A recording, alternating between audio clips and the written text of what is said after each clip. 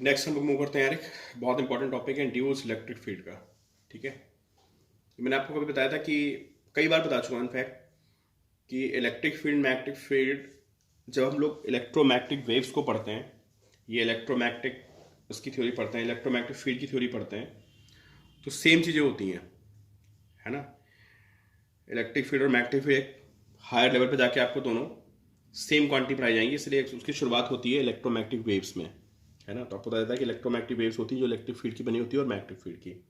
ठीक है, तो बहुत सिंपल से एक्सपेरिमेंट से हमने देखा, फेराडेज लॉ में क्या देखा कि अगर कहीं पे कोई आप मैग्नेटिक फील्ड को चेंज करते हो तो उसमें करंट आ जाती है ना। कि किसी आप रिंग के पास किसी मैग्नेट को ले गए, ठीक है, और मैग्नेटिक इफेक्ट ऑफ करंट में हमने देखा था कि कहीं पे करंट मूव कर रही है ना, करंट मूव कर रही है, चार्ज मूव कर रहा है ना। तो उस चार्ज के मूव करने से क्या होता है, एक मैग्नेटिक फील्ड प्रोड्यूस होती है।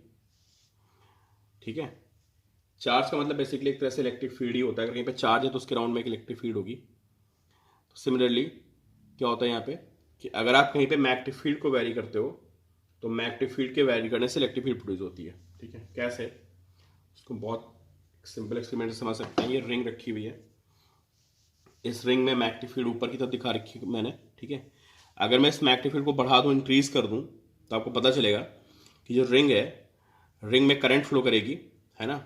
और वो ऐसे करंट फ्लो करेगी, इस तरह से नहीं, इस तरह से नहीं, वो ऐसे फ्लो करेगी, इस तरह से। ये इसकी डायरेक्शन होगी एरो की। ठीक है, इधर इसका एरो का पॉइंट हुआ इस तरफ। तो देखोगे आपकी फील्ड नीचे की तरफ आ जाएगी, है ना। अगर ऐसे घुमाओगे फिंगर्स को तो field will be in downward direction. This is induced field. Current आ गई। अब ये बताओ, करंट आ गई तो उसका मतलब जो यहाँ पे चार्ज था, आपको पता है कि चार्ज तो रेस्ट पे होता ना कंडक्टर में, जो सारे चार्जेस थे वो रेस्ट पे थे, लेकिन वो चार्ज भागना शुरू कर दिया। अब आप मुझे बताओ, जो चार्ज रेस्ट पे होता है उसको कौन भगाता है। अगर कहीं पे चार्ज एट रेस्ट है, भाई चार्ज भाग रहा होता है, तब तो उसको मैग्नेटिक फील्ड उस पर फोर्स अप्लाई कर सकती है। लेकिन अगर रेस्ट पे चार्ज है तो उसको सिर्फ और सिर्फ कौन भगा सकता है, चार्ज एट रेस्ट पे सिर्फ उसको इलेक्ट्रिक फील्ड भगा सकती है। ग्रेविटी की तो बात नहीं करते भी, ग्रेविटी भगा सकती है, ठीक है, बट चार्ज एट रेस्ट पे उसको भगाएगी इलेक्ट्रिक फील्ड। तो यहाँ से सीधे सीधे पता चल रहा है कि करंट आने का मतलब जो चार्ज रेस्ट पे था वो भागना शुरू कर दिया है। तो मैग्नेटिक फील्ड के वैरी करने से यहाँ पे क्या आ गई, एक इलेक्ट्रिक फील्ड आ गई है, जिसको हम क्या बोलते हैं, इंड्यूस्ड इलेक्ट्रिक फील्ड। ठीक है, अगर रिंग नहीं हो तो क्या होगा, तो नहीं आएगी क्या, नहीं तब भी आएगी। भाई रिंग होगी तो चलो इलेक्ट्रिक फील्ड आएगी, आपने वहां पे एक मेटल वायर रख दिया, मेटल वायर रखोगे, वहां पे इलेक्ट्रॉन्स होंगे, वो भागना शुरू करेंगे। लेकिन अगर ये रिंग नहीं भी है तब भी वहां पे क्या होगा, एक मैग्नेटिक फील्ड प्रोड्यूस होती है। ठीक है, ये हो या ना हो। ठीक, तो इसको समझते हैं भाई, है ना। आज इसको समझते हैं किसकी हेल्प से, एक यूनिफॉर्म मैग्नेटिक फील्ड सपोज किया यहाँ पे। ठीक है,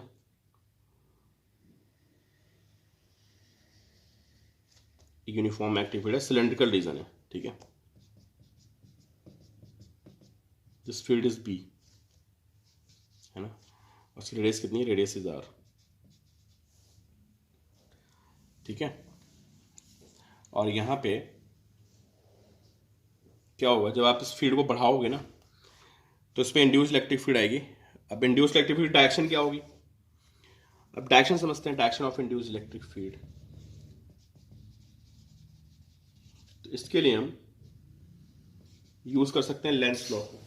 ठीक है, लेंस लॉ में हमने क्या पढ़ा है कि अगर कहीं पे मैग्नेटिक फील्ड वेरी हो रही है ना, या एक कंडक्टिंग लूप रख देते हैं, टेक ए लूप, यहाँ पे एक लूप रख दिया मैंने। ठीक है, अभी बताओ, अगर मैग्नेटिक फील्ड बढ़ रही है तो इस लूप के अंदर भी मैग्नेटिक फील्ड बढ़ रही होगी। अगर लूप में मैग्नेटिक फील्ड बढ़ेगी तो क्या होगा, अगर लूप में मैग्नेटिक फील्ड बढ़ेगी तो इस लूप में एक करंट आएगी, उस करंट की मैग्नेटिक फील्ड बाहर की तरफ होनी चाहिए अकॉर्डिंग टू लेंस लॉ। नहीं, अगर आप फील्ड अंदर बढ़ा रहे हो तो इस लूप में करंट आएगी, उसकी फील्ड ऐसे आ जाएगी, समझे। तो अगर आप फील्ड को बढ़ा रहे हो ऐसे अंदर की तरफ, तो जो इंड्यूस्ड अब आपको पता है करंट की direction electric field direction same होती है ना। जो इलेक्ट्रिक फील्ड आएगी, भाई इलेक्ट्रिक फील्ड का मतलब क्या है, जो प्लस चार्ज यहाँ पे भाग रहा होगा वही तो करंट होता है।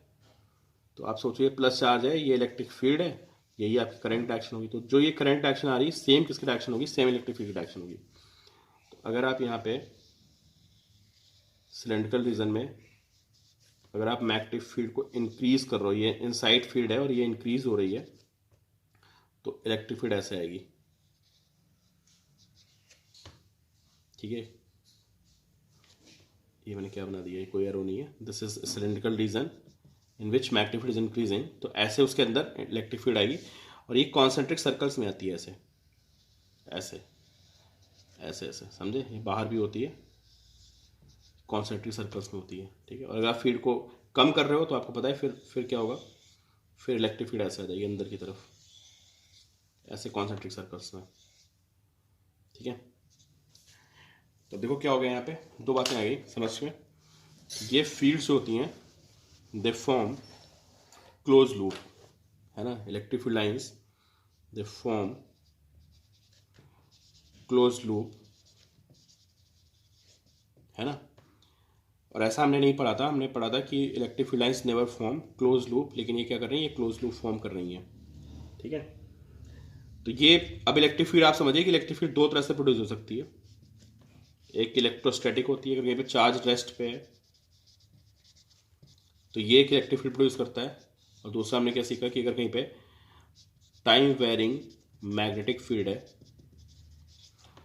टाइम वेरिंग मैग्नेटिक फील्ड, तो इसकी भी इलेक्ट्रिक फील्ड आएगी, दोनों की इलेक्ट्रिक फील्ड आती है। दोनों में डिफरेंस क्या होता है, तो चार्ज एट रेस्ट होता है, इसकी electric field never form close loop, ये हमने पढ़ाई है, नेवर फॉर्म क्लोज लूप, है ना, and they are conservative in nature. जब लूप फॉर्म नहीं होता है ना तो ये कंजर्वेटिव होती हैं, they are conservative in nature. अगर आप इस तरह की फील्ड में एक चार्ज को एक राउंड घुमा के लाओगे तो work done will be zero, ठीक है। ये टाइम वेरिंग होती हैं and they always form close loop, ठीक है। क्लोज लूप आने से नॉन कंजर्वेटिव हो जाएंगी। अब ये कैसे मैं आपको समझा रहा हूँ कि field lines are non, they form close loop, they will be non conservative in nature. How उसको समझते हैं, सपोज कि इलेक्ट्रिक फील्ड एक सर्कल में है, सर्कल बहुत गंदा से बन गया यार, चलिए, इलेक्ट्रिक फील्ड एक सर्कल में है, ठीक है, ऐसे मैं चार्ज को यहाँ पर रखता हूँ, बताइए इस पर फोर्स कितना रहेगा, अलोंग द टेंजेंट, ठीक है, at every point force is along the tangent. उसको घुमा के लाऊंगा ना तो in that case net work done will be Q V into 2πr, force into displacement into cos theta, theta is zero because electric field is parallel to electrostatic force is parallel to the displacement, not electrostatic force, जो भी हमारा induced current electric field का force है वो along the tangent है, तो cos zero ले लेंगे and net work done will be Q V into 2πr, ठीक है। और हमने क्या पढ़ा है उसमें कंजर्वेटिव फोर्स में कि work done and close loop will be zero, but यहाँ पे क्लोज लूप में वर्क डन हो रहा है, तो इसलिए क्या है, they are non conservative in nature, ठीक है। हम निकाल सकते हैं,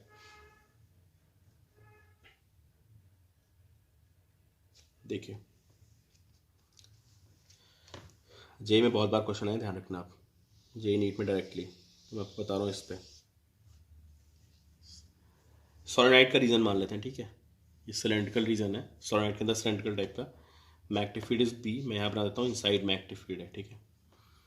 और ये वैरी हो रही है, तो वैरी होने से सपोज करते बढ़ रही है, तो मैंने आपको बताया था कि अगर ये फील्ड बढ़ेगी, है ना, तो इसके अंदर एक इलेक्ट्रिक फील्ड डेवलप होगी। देखो मैं फिर बता दूँ आपको, अगर मेटल की रिंग रखी है तो उसमें करंट फ्लो करेगी, अगर मेटलिक रिंग है तो वहाँ पे करंट फ्लो करेगी, और अगर मेटलिक रिंग नहीं है तब भी इलेक्ट्रिक फील्ड आएगी, उसको आप फील नहीं कर पाओगे जस्ट, है ना।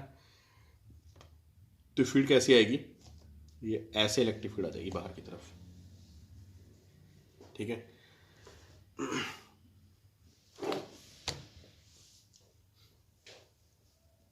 अब हमें ये इसका ईएमएफ पता करना है, ठीक है, कि इंड्यूस ईएमएफ कितना आ रहा है इसमें। पोटेंशियल डिफरेंस वर्ड यूज नहीं करेंगे यहाँ पे, ठीक है, potential difference word can not be used here, why, because potential word is limited to, किसके लिए होता है, दिस फॉर कंजर्वेटिव फील्ड, है ना।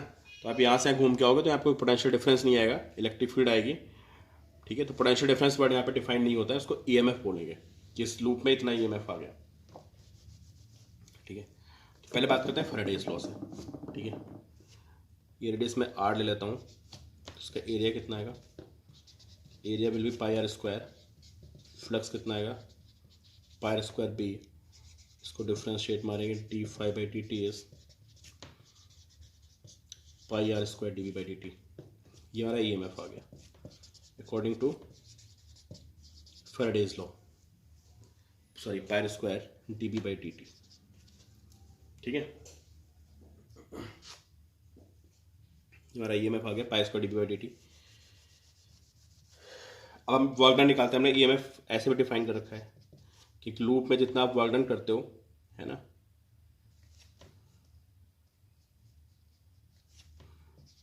Net work done of electric field upon charge, ये हमारा ई एम एफ हो गया।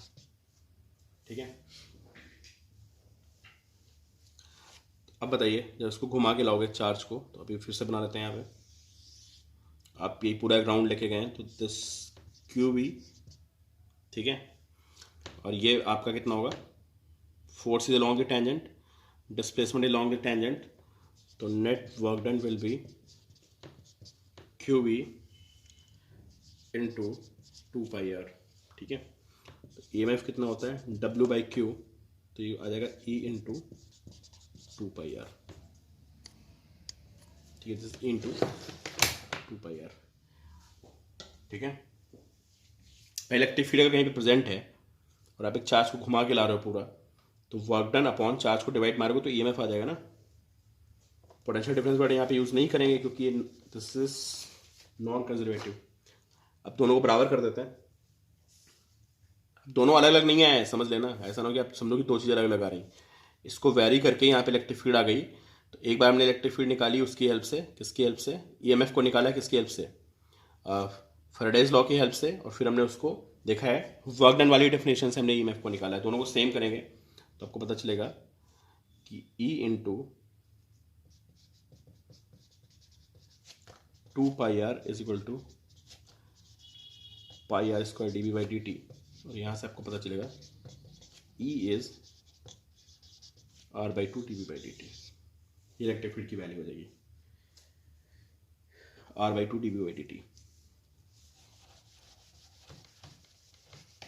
आउटसाइड देखते हैं, आउटसाइड भी तो आएगा, है ना। तो अगर ये मेरा लूप है, रेडियस इज कैपिटल R, और मुझे यहाँ पे पता करना है, यहाँ भी इलेक्ट्रिक फील्ड आएगी सेम पैटर्न पे, conservative field lines, oh sorry non conservative field lines, circular form. ठीक है, तो चलिए कितना आएगा यहाँ पे, ये रेडियस R ले लेते हैं। फैराडेज लॉ के हिसाब से यहाँ पे ईएमएफ कितना आएगा, इस पर आएगा pi are square and D B, pi capital R square Y. चलो अच्छा, एक सेकेंड डायरेक्टली नहीं लिखता हूँ मैं, पहले फ्लक्स फाइंड करता है। देखिए इलेक्ट्रिक फील्ड तो इतने में ही है ना, इलेक्ट्रिक फील्ड तो इतने में ही है, तो फ्लक्स के लिए आप एरिया यही यूज़ करेंगे, आप बाहर का एरिया यूज़ नहीं करेंगे। तो flux is B into pi are square. तो what is E M F, EMF is d phi by dt and this is pi r square dv by dt. This is EMF, pi r square dv by dt। समझ गए ना कि जितने में magnetic field होगी वही तो हम फ्लक्स में लेंगे, तो मैग्नेटिक फील्ड इतने में है ना, तो pi r square dv by dt EMF। Charge को घुमाते हैं पूरा एक राउंड यहाँ पे रख के ऐसे, तो work done will be Q E, force into displacement into cos 0 which is qv into 2πr। ठीक है, तो EMF कितना आएगा W by Q which is E into 2πr। ठीक है, और ये EMF यहाँ से आ गया इक्वेशन 2, ये यहाँ से आ गया 1। ठीक है, 1 और 2 को इक्वेट मारते हैं, देखते हैं क्या आएगा। तो 1 और 2 को इक्वेट मारने पे आपको पता चलेगा कि E into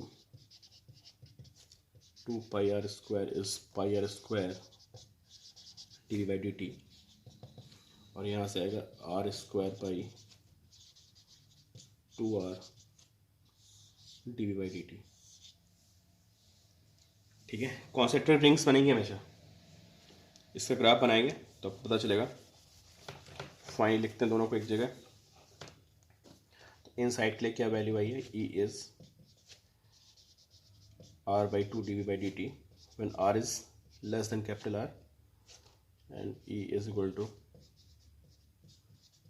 R square by 2R dV by dt and R is greater than R। Graph बनाते हैं, तो डायरेक्टली प्रोपोर्शनल टू आएगा जब तक आप उसके सिलेंड्रिकल रीजन में रहेंगे, and then it will be inversely proportional to R। तो this is electric field and this is R। इसका ग्राफ बन जाएगा, ठीक है। पर directly proportional then inversely proportional.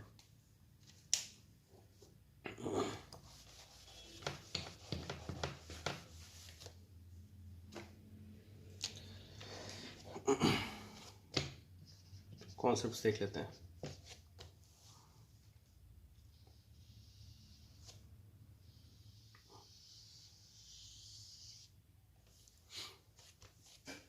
आपसे पूछेगा कि यहाँ पे मैग्नेटिक फील्ड वेरी कर रही है, ठीक है।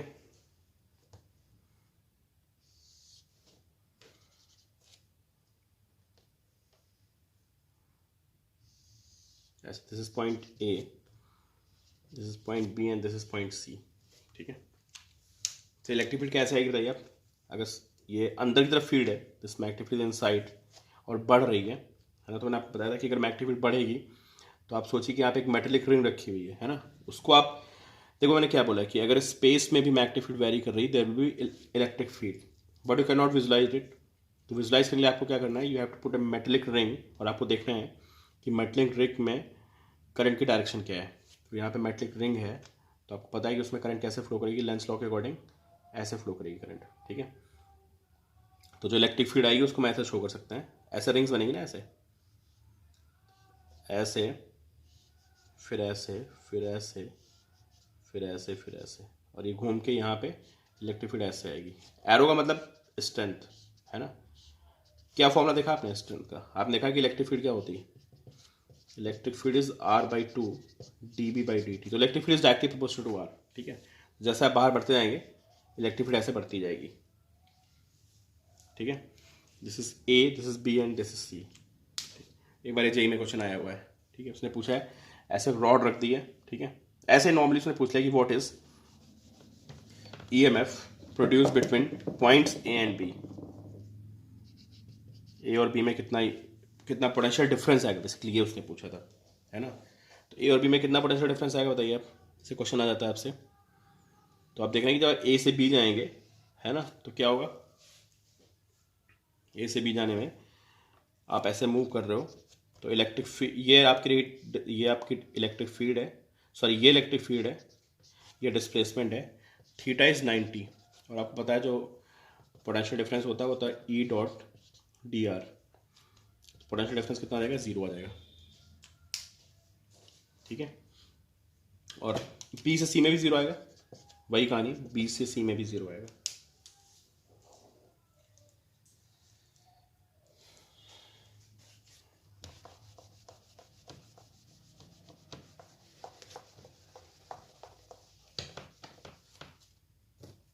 तो उसके एक ये क्वेश्चन लेके आया हुआ है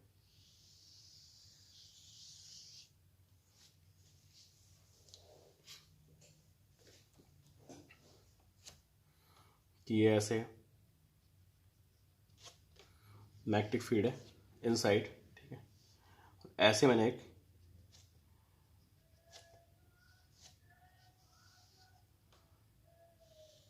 ऐसे मेटलिक वायर रख दिया। बहुत अच्छा क्वेश्चन है, ये IIT में क्वेश्चन है। This is O, A, B, C, D and E,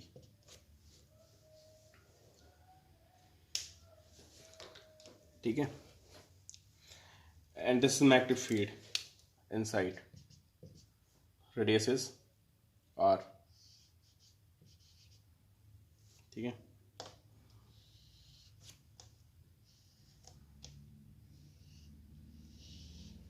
और dB बाई dt की वैल्यू कुछ दी है, चलो dB बाई dt को अल्फा ले लेते हैं,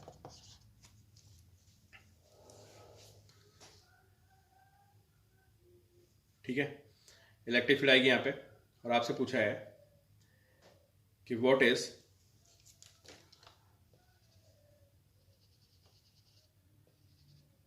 potential difference between A and B।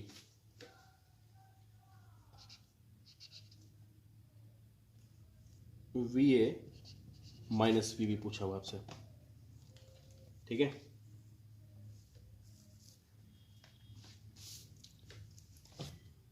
We minus we नहीं था एग्जैक्टली, पहले तो आपको इसमें करंट बतानी थी, ठीक है। Find current in the loop, और लैम्डा क्या है इसका, लैम्डा है रेजिस्टेंस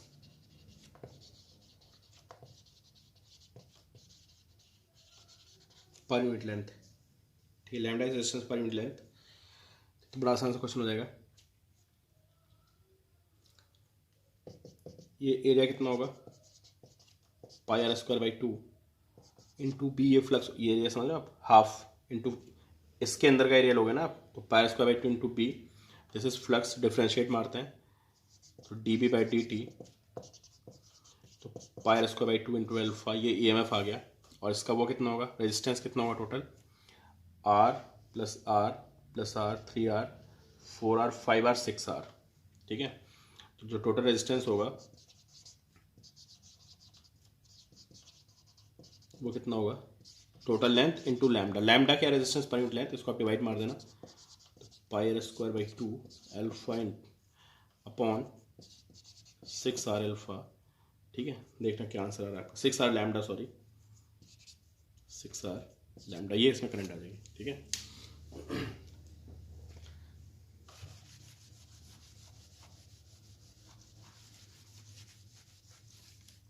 किसने पूछा था कि what is potential difference between A and B, ठीक है।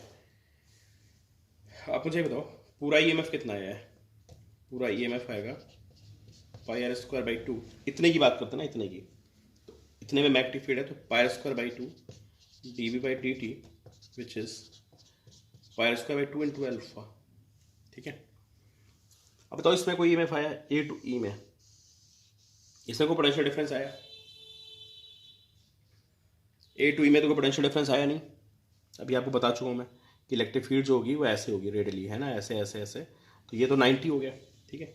बाहर इलेक्ट्रिक फील्ड कैसे होगी, बाहर आपको पता है इलेक्ट्रिक फील्ड ऐसे होगी, ऐसे, है ना, ऐसे कॉन्सेंट्रिक सर्कल्स में होगी, ऐसे ऐसे ऐसे ऐसे ऐसे होगी, ऐसे, ठीक है। तो यहाँ इलेक्ट्रिक फील्ड ऐसे होगी, समझ गए आप, ऐसे, फिर यहाँ पे ऐसे, फिर यहाँ पे ऐसे, तो जब यहाँ चलोगे तो यहाँ पोटेंशियल डिफरेंस आ जाएगा ए और बी के बीच में। अब आप सिमेट्री से देखो, ए से बी को देखो आप, ठीक है, फिर आप ए बी, इसको चलो सी लिखता हूं मैं, ठीक है, फिर सी से डी को देखो आप, ठीक है, फिर डी से सी को देखिए, ई से डी, पता है जैसे फील्ड लाइंस को कट कर रही है ना, एग्जैक्टली जैसे इसको फील्ड लाइंस कट करेंगे सिमेट्री से, वैसे फील्ड लाइंस इससे भी होंगी ना, ऐसे ऐसे निकल के आएंगी फील्ड लाइंस आपकी, बिल्कुल समझे।